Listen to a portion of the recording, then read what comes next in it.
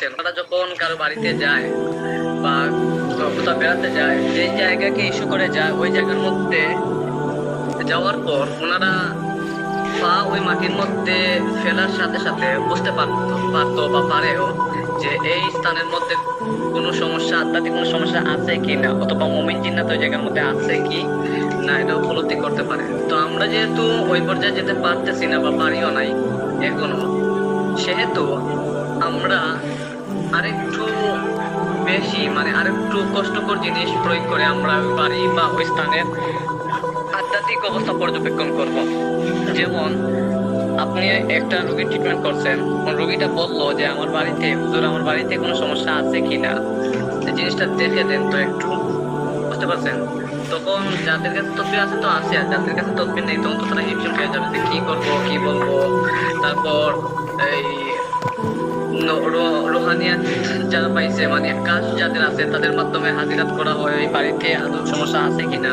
তখন দেখা যায় কাজের মধ্যে জিন্নাত, বিশেষ করে শিফলি জিন্নাত এসে ধোঁকা দিয়ে বিভিন্ন ভিন্ন রিপোর্ট, খারাপ রিপোর্ট অথবা ভুল রিপোর্ট দেয়, বুঝতে পারছেন?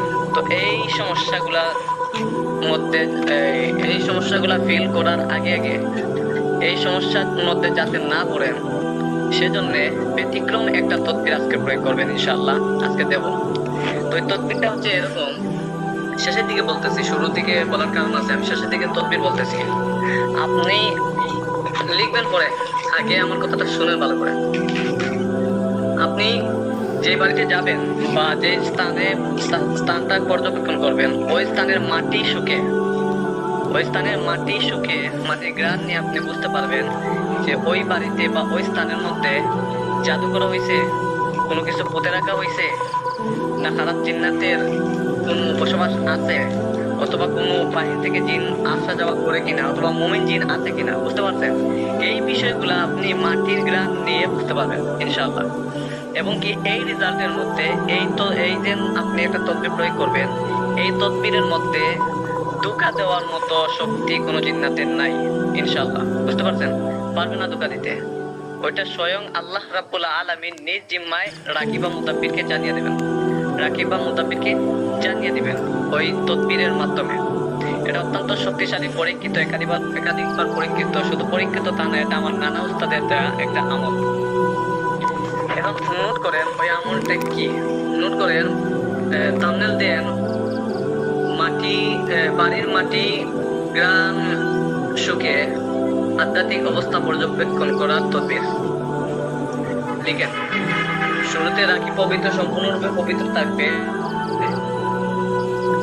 ওযু করে নিবে, তারপর আল্লাহ রাব্বুল আলামিনের কাছে নিজের মতো করে প্রার্থনা করে নেবে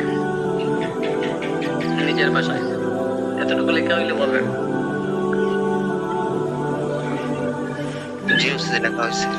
আচ্ছা, তারপর আপনি ওই যে বাড়ির মাটি গ্রাম শুকে আধ্যাত্মিক অবস্থা পর্যবেক্ষণ করতে চাচ্ছেন, ওই বাড়ির ঠিক মধ্যখানের কিছুটা মাটি নেবেন, এক মুষ্টি পরিমাণ মাটি নেবেন ঠিক মধ্যখানের, অথবা বাড়ির চার কোণ থেকে কিছু একটু একটু করে এক মুষ্টি পরিমাণ মাটি সংগ্রহ করবেন। লিখেন।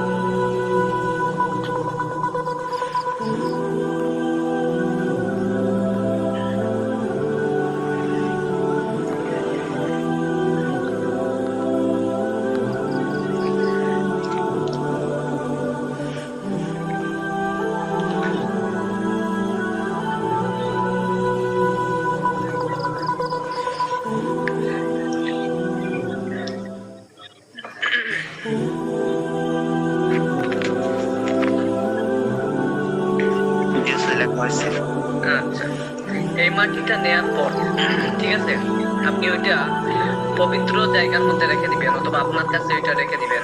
আপাতত রেখে দিয়ে আপনি 1 গ্লাস পানি নেবেন,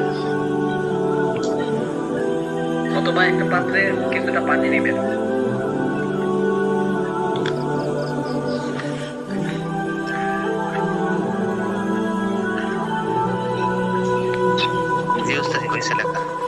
আচ্ছা, পানি নিয়ে ওই পানির মধ্যে শুরু দিকে আপনি দুরুদে ইব্রাহিম 3 বার পাঠ করে 3টে দম দিবেন।